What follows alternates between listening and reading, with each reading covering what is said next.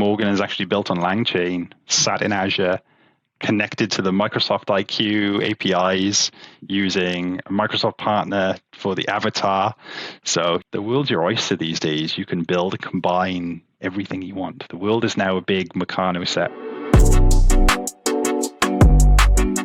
Welcome back to the show. This week, Graham takes us through Agent 365. This is a very demo-heavy session. He decodes all the marketing, helps explain what it is, how it works with Microsoft first-party agents, agents you build yourself, but also critically third-party agents from ISVs and agents you build on other platforms as well.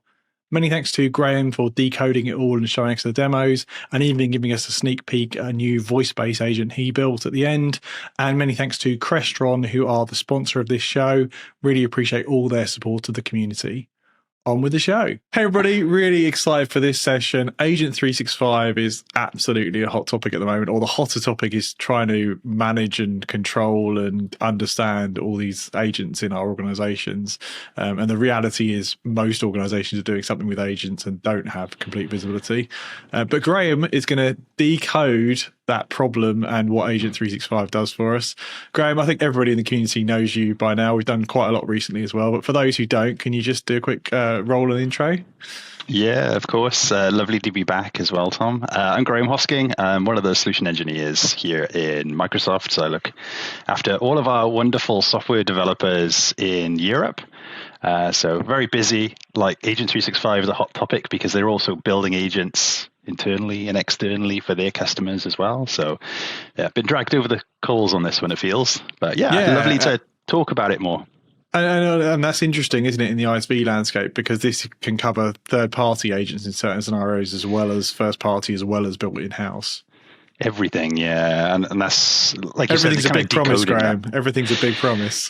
Everything is a big promise. And we'll go through some of the nuances, I think, because like there's two sides of this when I'm talking to customers who are interested in kind of observability and understanding a little bit more about what kind of agents that they have.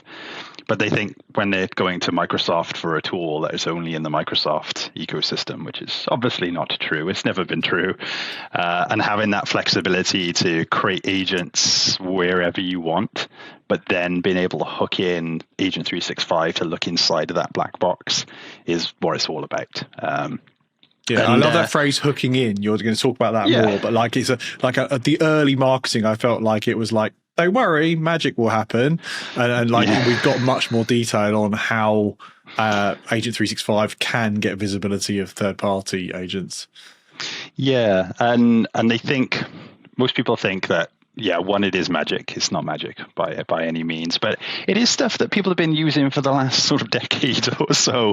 I remember when Microsoft released E5. I was there in the very early days when I started at Microsoft, and this kind of suite of different products. And of course, that also entailed things like security and compliance, of which I specialized in for many, many years with kind of Microsoft Purview. But all of that stuff that we're used to in kind of managing users that we have today, we do exactly the same thing and use exactly the same technology, but with a lens on agents this time.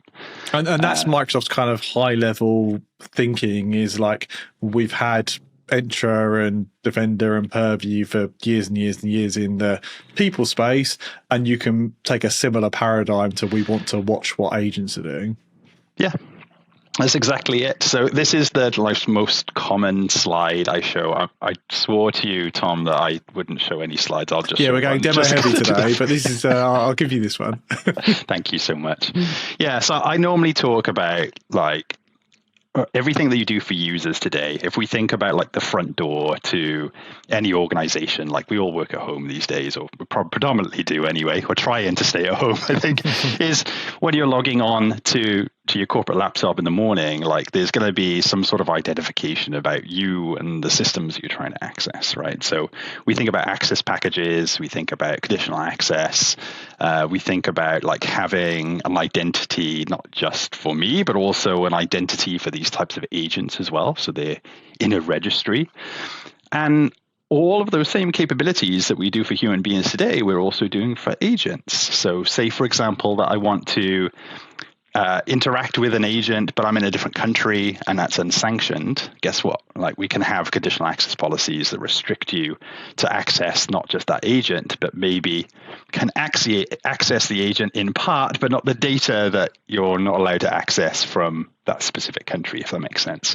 So there's a lot of flexibility that you can create in those policies, but also the whole part of the Microsoft ecosystem, including Agent 365, is you can create those templates and those blueprints. So any agent that's being created in your organization has to fit inside of those policies too. So you're not building something that's going to do something really bad. You've already got that grounding of that compliance built into it. So you're empowering your end users to use the tools, to build agents, to help them, but also the guardrails to support that. Does that make sense? It does, and I think it's interesting. Like LLMs and AI is non-deterministic, so it has the chance that it will do different things at different times. Again, just like people, like here's your job, here's what we're broadly expecting you to do. Like, but we need some kind of, we're not going to give you access to everything that you don't need access to, because why would we? That's just not best practice. So I think particularly with AI, it's like that kind of governance and observability, like we set the system up with this in mind, but actually it may do different things. We need to watch it. But also, as I think the LLMs change, we've seen like when you swap in and out a particular model, I know you've done some of this, Graham, like the models act differently. So actually, if I want to move from 5 to 5.5 for my custom built agent, it will behave differently, and you're going to want to know what's happening. Yeah, and that's, again, part of the point is non-deterministic actions. You might create an agent in, say, Copilot Studio, where you can use the new evaluation capabilities, right? So you can look at the history of what conversations users have had with agents so far, and then you can reuse those questions to figure out whether the agent is giving the right answer or not, responding with the right information. But as you said, these models are changing every couple of weeks, or in Fable's case, like being released and then revoked, not released and then re-released. Yeah. But yeah, that changes the behavior of these types of agents. And I make a joke as well when I kind of helping customers or my customers build agents. Like, I feel more like an English teacher, because they'll like build instructions for an agent, and they were like, "Well, it doesn't do the thing that I want it to do." And I'm like, "Well, did you tell it?" And they go, "No, I didn't tell it to do that thing." But then when they change it and they have told it, they're like, "It still doesn't do it." I'm like, "Well, how did you instruct it to do the thing? Is there a different way that you could phrase that language in order to make it do the thing that you wanted to do?"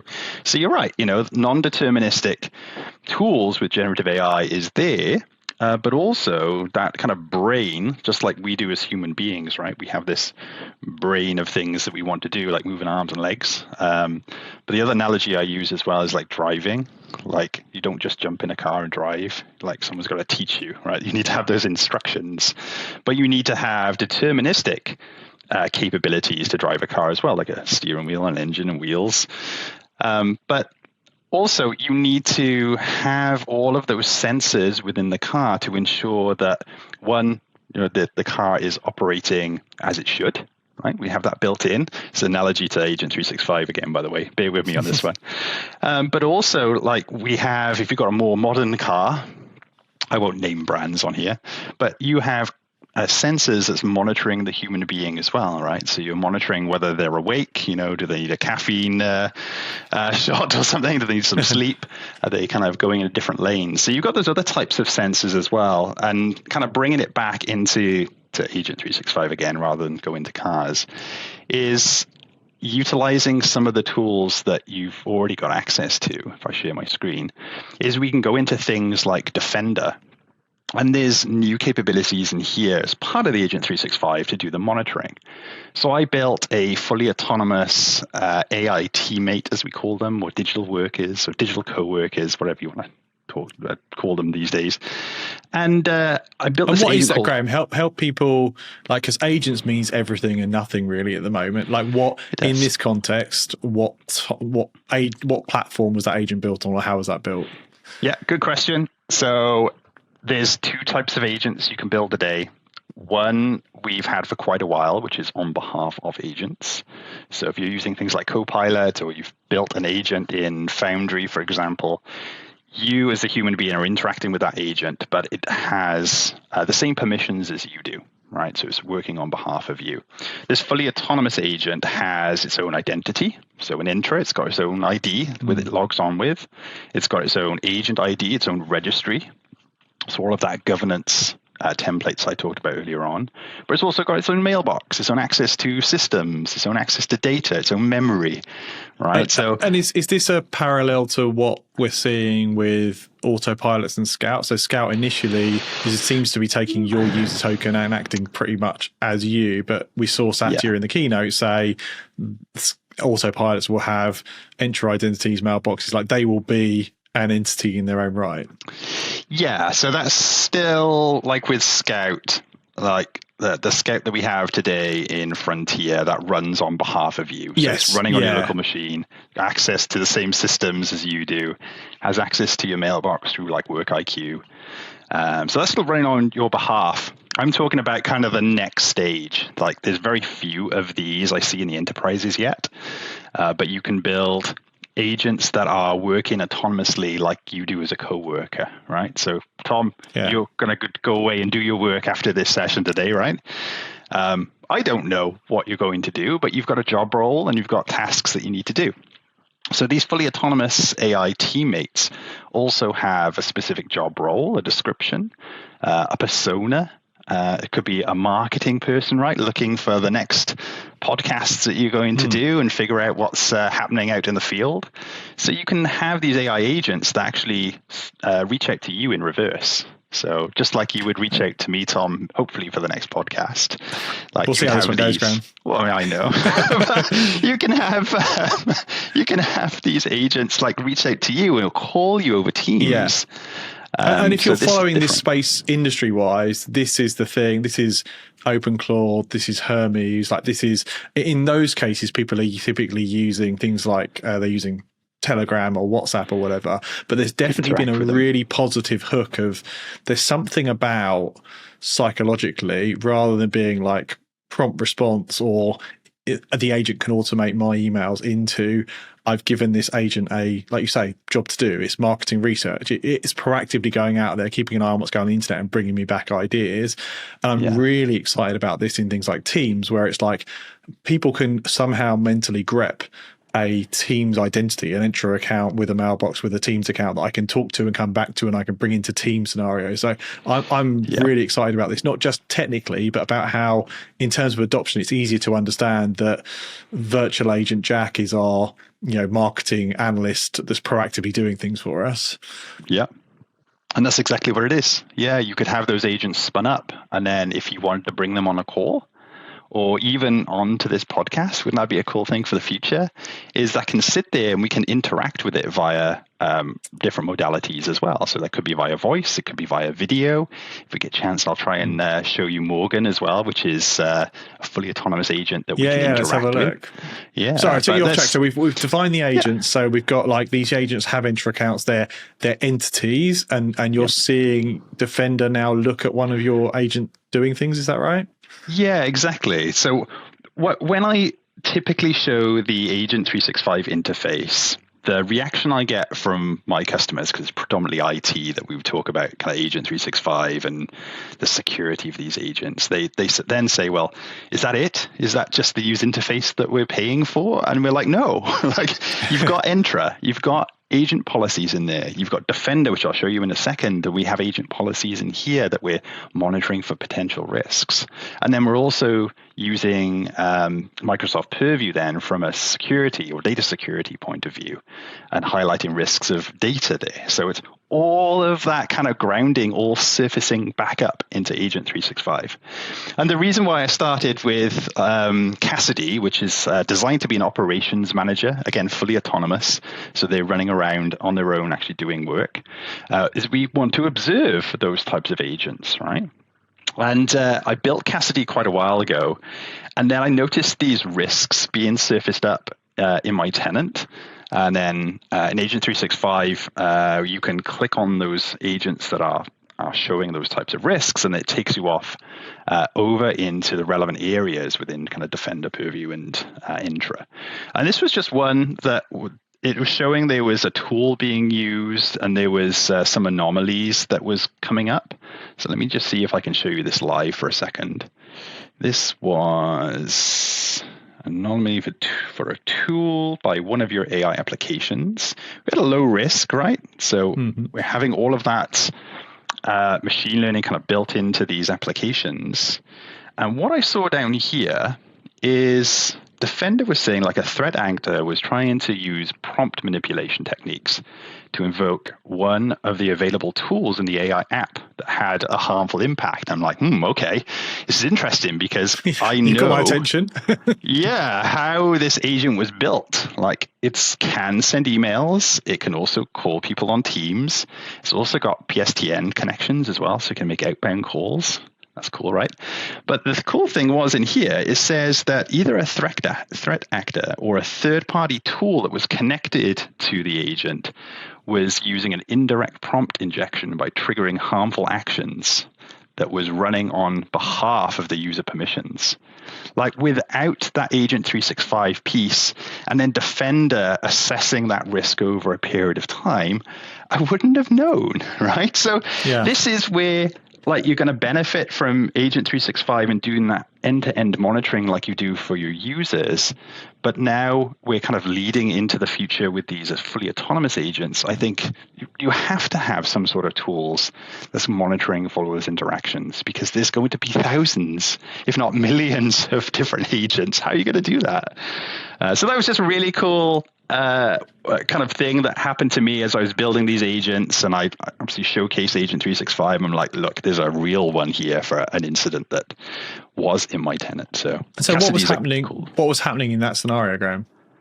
Yeah, so what was happening is it had access to a number of different tools, and there's a recursive loop that it goes around in its job description to do tasks.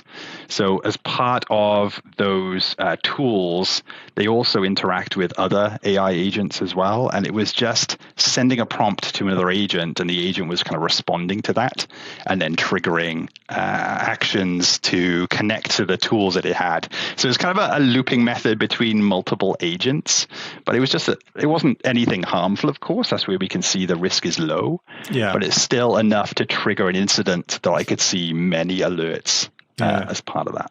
And that agent to agent you touched on is really interesting, isn't it? Because like you'd be like, well, the agent's internally facing and we're using it within the marketing team, and I trust my people in marketing, so maybe we're cool.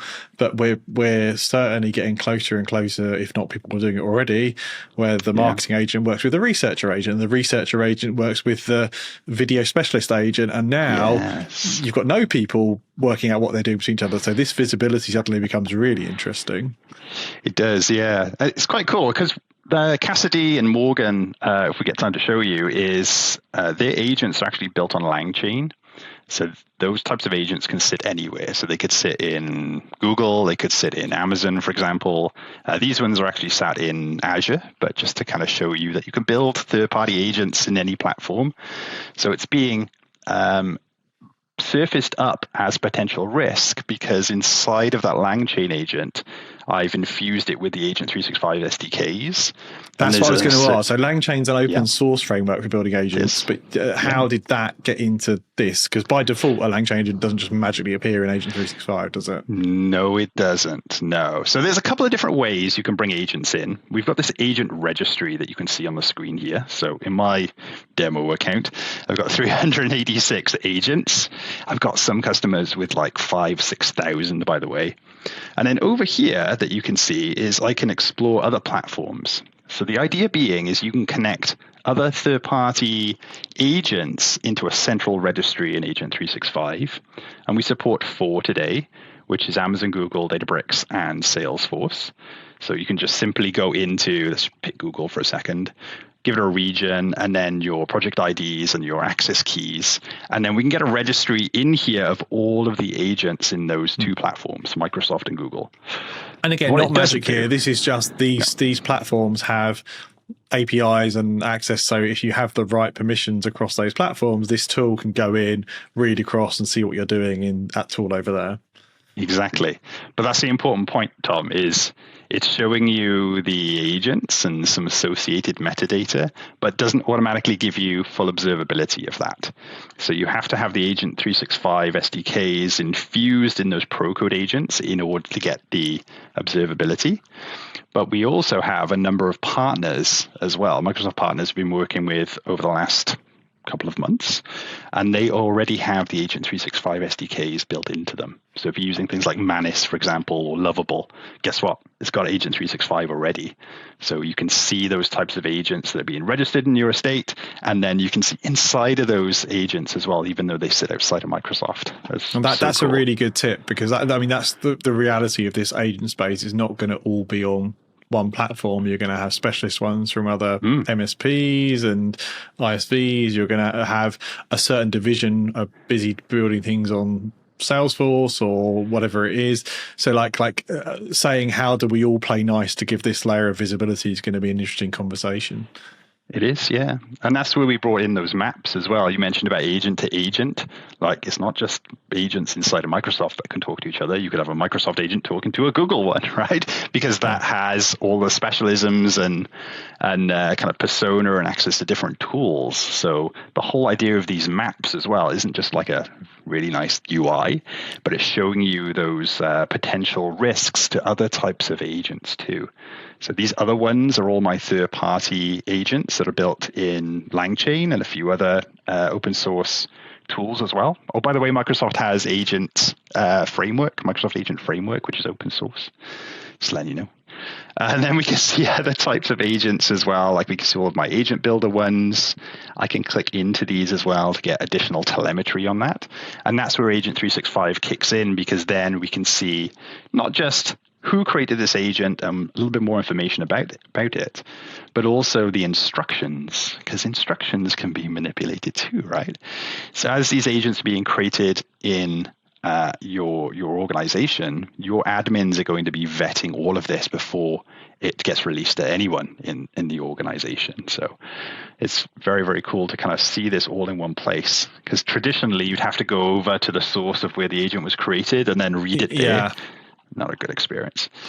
And so this is really helpful. So already there's kind of a hierarchy here of like depth of visibility and control, which is, I guess, first party built on the Microsoft platform. A lot of this is working together, although even that shouldn't be an assumption, because things like, as my understanding is, like Scout hasn't got here yet. So presumably at some point Scout will have the agent SDK and it will be baked, like it will be as close to this scenario. And then you've got the other extreme, which is like, or the in our Agent 365 world, we've got agent registry, so we know something's there. We at least know what's there, but we'd have to go and talk to the owner of that agent and they tell us on that platform, unless the agent had the Agent 365 SDK or was baked in. Is that right? Yeah, you're right. As in any agents you build in the Microsoft platform, whether that's Agent Builder, Copilot Studio, or hosted agents in Foundry, like they already have the SDKs built in. You don't have to think about it. They just appear in here as a registry, and then you have full observability. Any agents that are built in ProCode or in a third party, depending on the third party, like you might have to infuse those with the SDKs. In other cases, if you Google on Bing, of course, and go to 365 Showcase, it'll give you a list of all of the third parties that are supported with Agent 365. Those ones already infused. Yeah. So you can see things like Adobe. We can see Atlassian products on here as well. It's obviously a reasonable bet, and we see this coming up on the roadmap. Like, this will grow. Anybody, as E7 comes along, and we're in the new Microsoft FY as we record this. Like, a lot of the organisations I'm talking about are looking at E7. Therefore, when they go out shopping for solutions, they're going to ask the ISVs, "Hey, do you plug in nicely to Agent 365?" Yeah, I think it's a key selling point as well. I think as these third parties are building their own agents, I think they got to have some sort of auditability or some sort of way of being able to see inside of the black box, right? Everybody knows that they can send prompts and get responses, but the important part is the chain of thought behind it. Like, why did that agent make that specific decision? Yeah.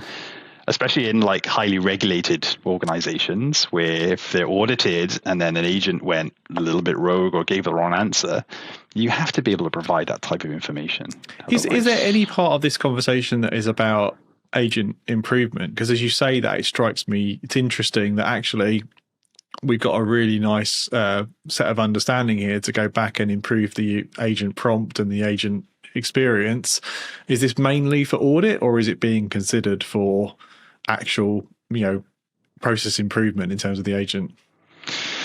Not for process, not really for that type of use case. It is predominantly around the security, the auditability of those types of agents. But yeah, the information exists, right? So we're using things like the M365 audit log. We're using things like eDiscovery in order to extract that information out.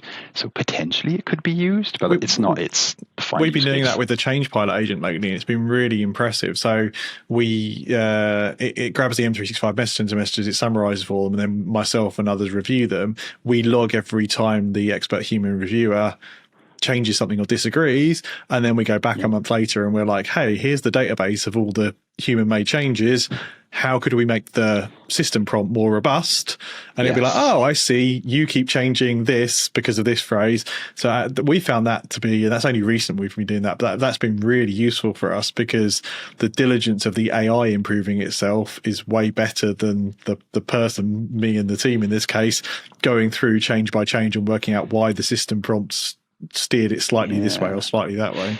Yeah, that's more of the evaluations piece that we have in Copilot Studio, and there's capabilities as well over in Foundry when you're building agents there. So as you kind of change models and things, or so you're monitoring for different prompts that the end users have given, then you can start to do that. Yeah, slightly different Agent 365, of course, but it's possible, and it's getting better all the time. And talk to me about licensing. So you're uniquely suited to answer this question.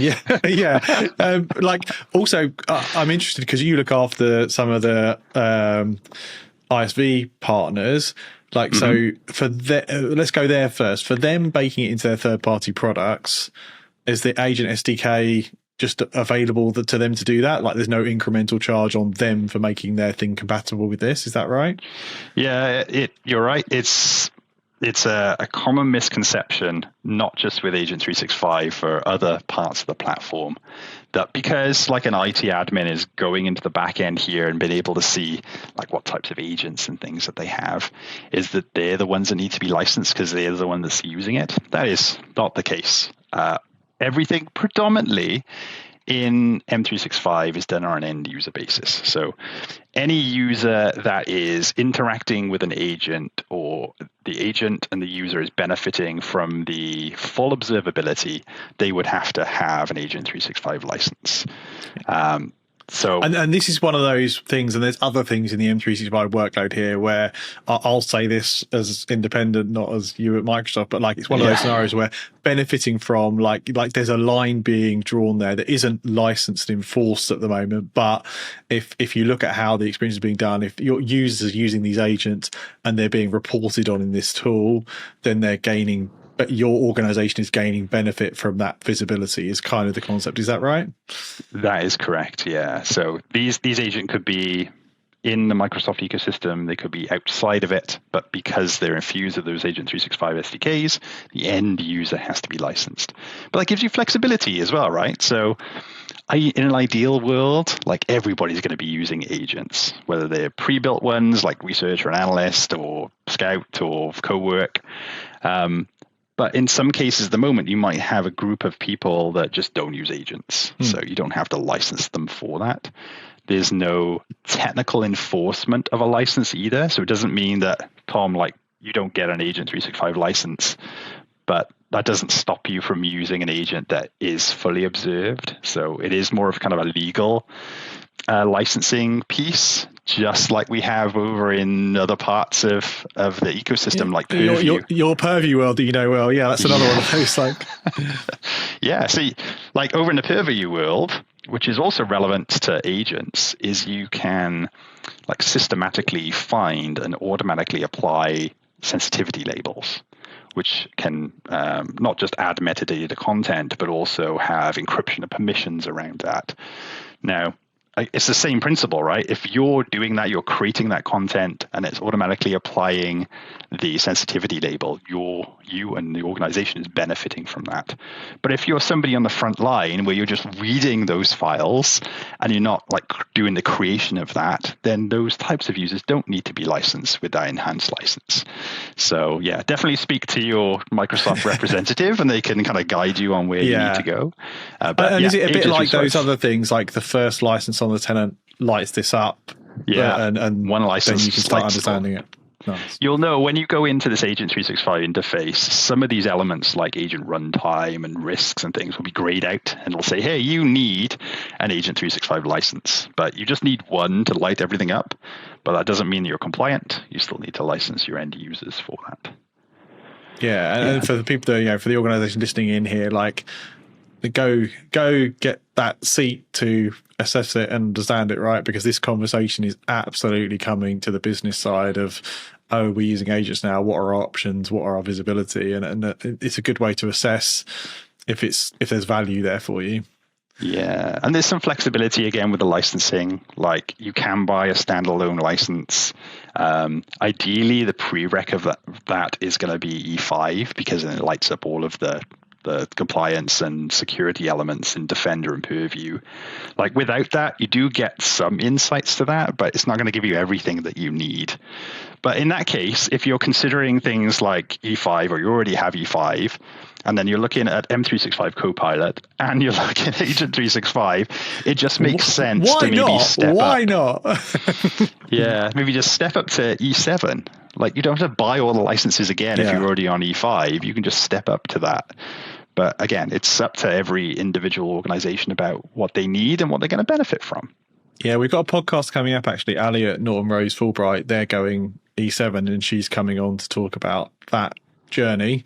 Because I think that for this year, this Microsoft year, that's going to be a big conversation with customers about when's the right time to step up to E7. Yeah.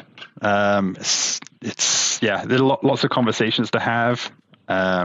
Whether you're using things like Copilot today, which is kind of more of the driver and it makes sense, I think, to do the step up, or you're looking at it from a security point of view because you're using agents that are outside the Microsoft ecosystem, that also makes sense too. So I think there's different avenues. That's what I'm trying to say. I just wanted to finish off, Tom, with showing you just two more things that are coming in Frontier, which I think is also super powerful. And you'll see the trajectory about where Microsoft is heading in this more agentic world. Is a lot of my ISV customers are still building in other platforms, not just Microsoft, but they're also building agents that are local. And you mentioned this earlier on, like Hermes and OpenClaw and Scout. Like those agents can live on your local machine. So in Frontier at the moment, we're able to monitor for OpenClaw. So any devices that have there installed. Guess how this works? It works through Defender for Endpoint, right? So we can see what's happening there.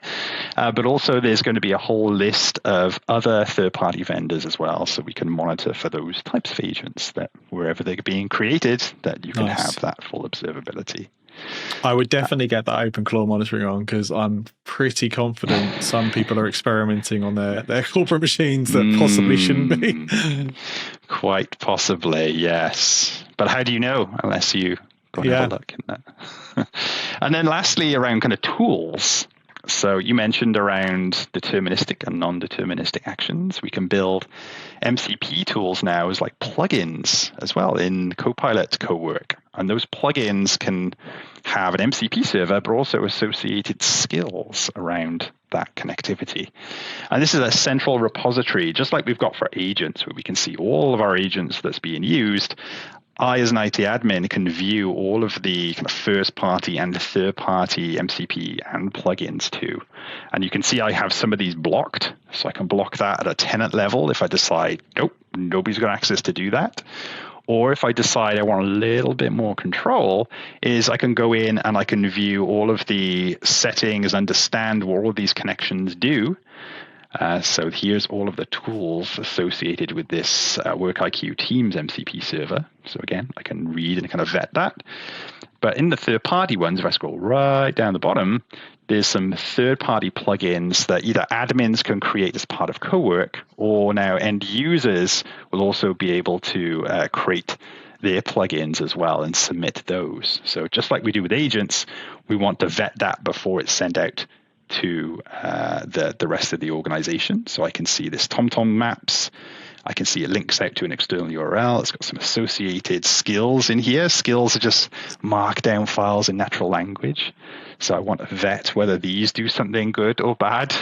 Yep. And then I can choose who it's actually sent out to as well. So I could say all users, no users, or specific users and groups. That's really useful, because that's like, we've invested in another platform, legal, we're using XYZ platform.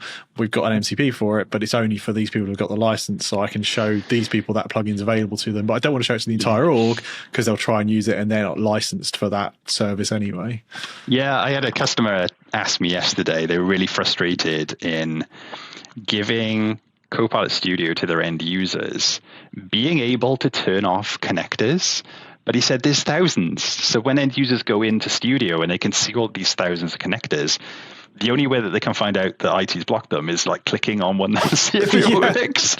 And not a brilliant user interface for that, but because there's thousands, you just can't hide them all.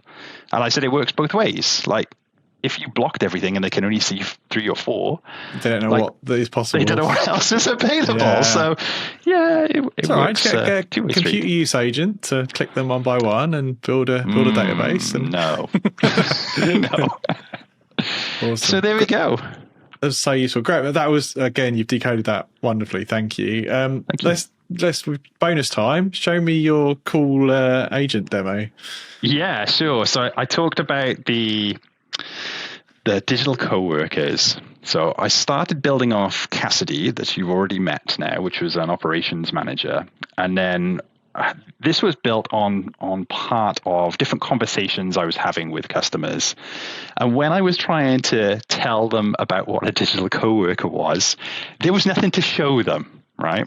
So in the AI industry, you may already know this, Tom, and other people listening, is there's another product called Obsidian. And people were using Obsidian to create their own notes and then creating a second brain. And I quite like the visual of that second brain, because it was populating and showing all of the kind of notes and the similarities and connections of that. And I said, wouldn't that be cool if we created a fully autonomous agent, but we could see it thinking, see its brain? So this is Morgan, which is a digital CFO. So you can see up here that they work 9 to 5. They could work 24/7, but I don't. So I don't want them calling me in the night. But these are all the connections that this fully autonomous agent is thinking about in real time. It's super cool, right? That's and awesome. I can see all of these elements where it's thinking about individual people that it works with. This could be customers or internal stakeholders, of course. We can also have a little bit of a filter here as well to see all of the governance elements about how it kind of governs itself and what policies and what actions it's going to take. And then we can also see these agent swarms as well, where it talks to other fully autonomous agents to do its role. So like a digital CFO might talk to a COO, and these aren't designed to replace people in the business. They're designed to kind of augment them, go away and do the work that I have to do on a daily basis, but actually own that end-to-end process. And then I was thinking about other ways that we have kind of talked to human beings in the past, like Microsoft Teams is one of them. And I haven't got time to show you today, but Morgan can actually see my availability on Teams, and it can actually decide to call me directly. So it can have a voice interaction over Teams with this fully autonomous agent. And they may reach out and say, hey, I've got a problem with maybe our figures for this month, maybe our sales, our pipeline's down. I need some actions about what we're going to do to fix that. So you can have that back and forth interaction. And then on the flip side of that thought process was when a human needs to be in the loop to make a financial decision, Like, we don't want these autonomous agents to do any of that. So I kind of coined the phrase as in autonomous internally, like internally of the agent scope, but then gated externally. So any financial decision, any kind of external communications this type of agent needs to perform is gated and stopped as part of that. I love that as a paradigm, actually, because the internal makes sense, but also like just like use cases I've approved, and like in media creation world, like draft the script, write the script, generate the video, but publishing, that's gated, It's all gated, yeah. And there's gated in a way that Morgan isn't one agent. Morgan is 8 agents. So it's gated as part of that internal process as well. Anyway, I could talk about this for hours. There's some other things in here as well where we can look in real time the ROI of that type of agent based on costs of it. That sits in Azure, of course. The full observability layer, so it's got that Agent 365 SDK built into it. That's how I could see Cassidy doing things I didn't really want it to do. Yeah. But also for executives, right? They don't want to be called on Teams. Executives want to just go somewhere and ask some really quick, direct questions and get an answer back. So I built some avatars in collaboration with a Microsoft partner called DID. And we were building up these humanistic or humanoid avatars to have that quick conversation. So I'm just going to let this run a second. Hi there, Morgan. How are you? Hello, I'm Morgan, your digital finance analyst. I'm here and ready to assist. How can I help you today? Hi, Morgan. I was just wondering on the latest P&L. Can you give me the latest figures, please? You see it on Hermes and OpenClaw and Scout. You see the ... of it. Like the equivalent of we used to have for typing is effectively now processing. Here are the latest P&L figures. For July 2026, revenue $5.08 million, gross margin 62.96%, EBITDA $1.88 million, cash, runway 2.9 months. Let me know if you'd like a deeper breakdown or additional insights. So the whole purpose of this, you're right, I'll work on the pauses, by the way, but it's doing a hell of a lot of stuff in the background. That's the whole reason of that visual, by the way, is you could see all of the thing it's trying to think about, is people that have accessibility needs as well, like great for like CFOs that just want to have a human interaction, very different to how we work with agents today, right, by text or voice. But also these avatars are lip syncing as well. So if I'm hard of hearing, I can lip sync or see the lip sync of the actual avatar. And I've got a different version of this as well. So if you're sight impaired, then I have large text or kind of changing the text as well. So it's more bold, actually read that out for you. And those visual cues as well I mentioned earlier on. So just a different way of interacting with these fully autonomous AI teammates, and they're kind of building in the different modalities about how we interact with the world and humans today. So that's awesome. Let me show you this. No, that's awesome. We've got it'll probably been out by the time we put this podcast out, but we're doing a webinar all around the voice agents and voice agent options. So we'll dig in a bit more on that. But seeing this is super impressive. And I love that you've shown you can build agents on different platforms, open source frameworks, and with that Agent 365 SDK, bring that visibility back in. Because I think that's one of the missing pieces in the marketing story for me, is understanding practically how it works in a multi-platform environment. Yeah, bring it all together. Like I said, Morgan is actually built on LangChain, sat in Azure, connected to the Microsoft IQ APIs, using a Microsoft partner for the avatar. So yeah, there's the world's your oyster these days. You can build and combine everything you want. The world is now a big Meccano set, if you used to use Meccano, or big Lego set maybe. Yeah. Awesome. Graham, thanks so much. Catch you again soon. Yeah, thanks very much.